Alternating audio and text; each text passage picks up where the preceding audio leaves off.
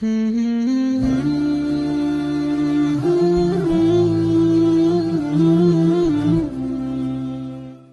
اللہ الرحمن الرحیم۔ اللہ رب العزت نے اپنے خلیل حضرت ابراہیم علیہ السلام کو اپنا لاڈلا اور چہیتا بیٹا حضرت اسماعیل علیہ السلام اپنے امر کی تعمیل میں ذبح کرنے کا حکم دیا۔ اپنے بیٹے کو ذبح کرنا تو دور کی بات، اس بات کا خیال لانا، اس بات کا تصور کرنا کہ اپنے ہاتھوں سے اپنے بیٹے کے گلے پر چھری چلانی ہے، یہ انسان کے لیے کتنا مشکل اور کٹھن مرحلہ ہوتا ہے، اس کا اندازہ اور خیال وہ شخص لگا سکتا ہے جسے اللہ نے اولاد کی نعمت سے نوازا ہے، کہ اپنی اولاد کے ساتھ محبت اور ایک والد ہونے کی حیثیت سے جو شفقت کے جذبات ہیں وہ کتنے زیادہ ہوتے ہیں۔ اور اپنے بچے کے گلے پر چھری چلانا تو دور کی بات، اسے اگر کوئی کانٹا چبھ جائے تو آدمی کس اذیت سے گزرتا ہے، وہ اگر کسی معمولی سی تکلیف یا اذیت سے دوچار ہو جائے تو بیٹا اذیت میں مبتلا نہیں ہوتا، اس کے والدین اس سے کئی گنا زیادہ اذیت میں مبتلا ہوتے ہیں۔ تو ذرا تصور کیجئے، اللہ کا امر آیا اور حضرت ابراہیم علیہ السلام نے اپنے اس بیٹے حضرت اسماعیل علیہ السلام کو، کہ جنہیں بڑی تمناؤں اور آرزوؤں کے بعد، بڑی دعاؤں اور التجاؤں کے بعد اللہ رب العزت نے اپنے خلیل کو عطا فرمایا تھا، اس بیٹے کو ذبح کرنے کا فیصلہ فرمایا۔ راستے میں محبت حائل ہوئی، حضرت ابراہیم علیہ السلام کی جو زوجہ محترمہ ہیں ان کی ممتا تھی اور بیٹے کی معصومیت تھی، اور پھر شیطان نے کوشش کی کہ وہ کسی طریقے سے یہ جو اتنا عظیم عمل ہے اس عمل سے باز رکھ سکے، اور بھی بے شمار وجوہات تھیں کہ جو اتنا بڑا عمل سر انجام دینے کے راستے میں حائل ہو سکتی تھی، لیکن حضرت ابراہیم علیہ السلام نے کسی بات کو خاطر میں نہ لایا، نہ اپنی شفقت پدری کو، نہ اپنے بیٹے کی ممتا کو، نہ شیطان کے وساوس کو، نہ کسی اور حاجت اور ضرورت کو، انہوں نے کسی چیز کو خاطر میں نہیں لایا۔ اور بیٹا بھی ایسا کہ جس نے اپنے والد سے یہ کہا کہ آپ کو رب ذوالجلال کی طرف سے جو حکم ملا ہے آپ اس کی تعمیل کر گزریے، مجھے آپ ہر حالت میں فرما بردار پائیں گے اور میں اس کو اپنی سعادت سمجھوں گا۔ چنانچہ یہ والد کی طرف سے بھی قربانی تھی اور بیٹے کی طرف سے بھی قربانی تھی، اور جب والد نے اپنے بیٹے کو قربان کرنے کا عزم مصمم کر لیا، نہ والد کو معلوم تھا کہ جنت سے مینڈا آئے گا، نہ بیٹے کو معلوم تھا کہ اس چھری کے نیچے سے میں بچ پاؤں گا، انہوں نے اپنے آپ کو، اپنی قربانی کو اپنے رب کی بارگاہ میں پیش کر دیا،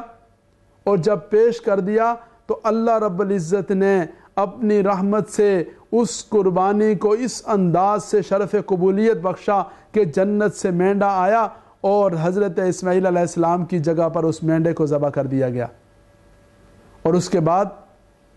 یہ قربانی کا جو عمل امت محمدیہ اور دیگر جو ایمان والے ہیں، اللہ رب العزت نے ان کے لیے اس عمل کا جو اس کی بنیاد رکھی اور اس کو جو مشروع قرار دیا گیا، تو ہر ایک کے لیے یہ لازم ہے کہ وہ اپنے جد امجد حضرت ابراہیم علیہ السلام کی اس قربانی کو، ان کے ان جذبوں کو اور ان کے اس عزم کو پیش نظر رکھے کہ کیسے اپنے رب کے حکم کی تعمیل میں اپنی سب سے پیاری اور لاڈلی چیز کو قربان کرنے کے لیے تیار ہو جانا، یہ رب کی بندگی کا جو اعلیٰ درجہ اور مقام ہے وہ کہلاتا ہے۔ چنانچہ علماء کرام نے یہ لکھا ہے کہ جب انسان اپنا جانور ذبح کرنے لگے تو وہ اس بات کا یقین کر لے، اس بات کا استحضار کر لے کہ اللہ رب العزت نے ہمیں جانور ذبح کرنے کا حکم دیا، اگر اللہ تعالی ہمیں بیٹے ذبح کرنے کا حکم دیتے تو ہم اپنے رب کے سامنے سر تسلیم خم کر لیتے، اور ہمیں بیٹے ذبح کرنے پر بھی اعتراض نہ ہوتا، ہمیں بیٹیاں ذبح کرنے پر بھی اعتراض نہ ہوتا، ہمیں اپنی جانوں کی قربانی دینے پر بھی اعتراض نہ ہوتا۔ بس اللہ کا جو حکم ہے، اللہ کا جو امر ہے، وہی ہمارے لیے حرف آخر ہے، وہی ہمارا مقصد ہے، وہی ہمارا نصب العین ہے، اور اللہ رب العزت کا امر اور اللہ کا حکم، اس کی بجا آوری، یہ ہمارا مقصد زندگی ہے۔ جب یہ احساس پیدا ہو جائے گا، اور یہ احساس قربانی کے موقع پر اسے اپنے دلوں میں، اپنے ذہنوں میں تازہ کرنے کی ضرورت ہے، اور اس بات کا عزم کرنے کی ضرورت ہے کہ آج جس طرح ہم اپنا جانور قربان کر رہے ہیں، آج جیسے ہم اپنے جانور کے گلے پہ چھری چلا رہے ہیں، آج جیسے ہم اپنے رب کے حکم کی تعمیل میں اپنے پیسے کی قربانی دے رہے ہیں، اپنے جانور کی قربانی دے رہے ہیں، ہم نے اپنی زندگی میں ہر مرحلے پر اپنے رب کے حکم کو مقدم رکھنا ہے، اپنے رب کے حکم کے سامنے سر تسلیم خم کر لینا ہے۔ اور جب بھی زندگی میں اللہ رب العزت کا حکم آئے، اس کے راستے میں اگر شیطان کھڑا ہو، ہم نے شیطان کی نہیں ماننی، ہم نے رحمان کی ماننی ہے، اور اللہ کے حکم کی بجاوری کا اہتمام کرنا ہے۔ ہمارا نفس سامنے کھڑا ہو تو ہم نے اپنے نفس پر پاؤں رکھ کر اپنے رب کے حکم کی تعمیل کا اہتمام کرنا ہے۔ ہماری مامتا سامنے ہو، ہماری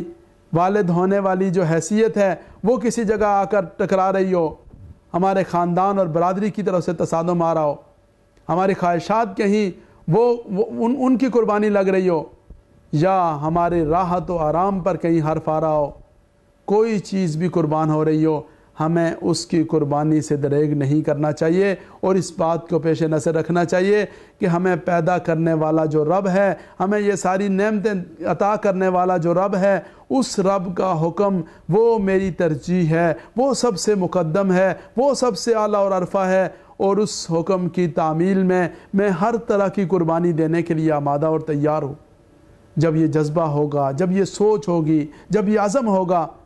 تو پھر اللہ رب العزت اپنے ایسے خوش نصیب بندے کو اپنے محبوب بندوں میں شامل فرمائیں گے۔ اپنے خلیل حضرت ابراہیم علیہ السلام اور اپنے حبیب حضرت محمد عربی صلی اللہ علیہ وسلم کے ساتھ قیامت والے دن اس کا حشر فرمائیں گے۔ اور یہ بات یاد رکھنے والی ہے کہ جیسے اللہ تعالیٰ نے حضرت ابراہیم علیہ السلام سے حضرت اسماعیل علیہ السلام کی قربانی وہ لی نہیں، اسی طرح اللہ رب العزت کو اپنے بندے سے قربانی کی ضرورت نہیں ہوتی، صرف آزمائش ہوتی ہے، امتحان ہوتا ہے، جانچنا اور پرکھنا مقصود ہوتا ہے۔ جب بندہ اس آزمائش میں سرخرو ٹھہرے، جب وہ اپنے آپ کو، اپنی خواہشات کو، اپنی ضروریات کو اور اپنی پیاری اور لاڈلی اور عزیز چیزوں کو اپنے رب کے راستے میں، اپنے رب کے حکم کی تعمیل میں نچھاور کرنے کے لیے آمادہ ہو جائے، اللہ جنت سے مینڈے بھیج دیا کرتے ہیں۔ اللہ رب العزت اس کی قربانی سے اور ان چیزوں سے محروم ہو جانے سے اپنی رحمت سے محفوظ فرما دیا کرتے ہیں، اور اللہ رب العزت اپنی رحمت سے اس کو وہ اجر و ثواب عطا فرماتے ہیں کہ جس کا کوئی کسی ذہن نے نہ تصور کیا ہوگا، اور نہ کسی آنکھ نے ان انعامات کو دیکھا ہے، اور نہ کسی کان نے ان کے بارے میں سنا ہے۔ اس لیے قربانی کا موقع جب بھی آئے تو انسان کو چاہیے کہ وہ سراپا عجز و نیاز بن جائے، وہ اپنے رب کی فرما برداری کا ایک ایسا پیکر مجسم بن جائے کہ جو اپنے رب کے احکامات کی تعمیل کے لیے ہر وقت تیار ہے، اور اس کے سامنے اس کی زندگی کا مقصد اور نصب العین رب ذوالجلال کا امر ہے، اس کے علاوہ کوئی اور چیز اس کے پیش نظر نہیں ہے۔ اللہ رب العزت کی ذات سے دعا ہے اللہ تعالیٰ مجھے اور آپ کو ایسا سراپا بندگی بننے کی اور ایسا پیکر خلوص بننے کی اللہ اپنی رحمت سے ہمیں توفیق نصیب فرمائیں۔ وآخر دعوانا الحمدللہ رب العالمین۔